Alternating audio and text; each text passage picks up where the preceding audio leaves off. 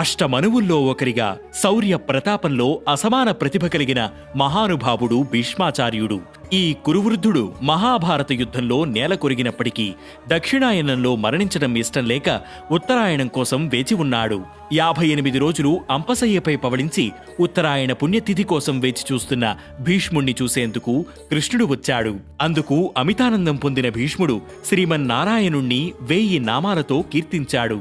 అదే ఇంటింటా భక్తి ప్రపత్తులతో పారాయణం చేసే విష్ణు సహస్రనామం. అనంతర కాలంలో రాజ్యపాలన చేయవలసి ఉన్న ధర్మరాజును ఉద్దేశించి రాజనీతి అంశాలను బోధించాడు. ధర్మరాజు అడిగిన ప్రశ్నలకు భీష్ముడు ఇచ్చిన సమాధానమే విష్ణు సహస్రనామానికి ఉపోద్ఘాతం.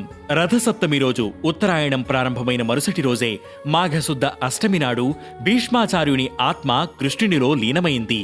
భీష్ముడు మోక్ష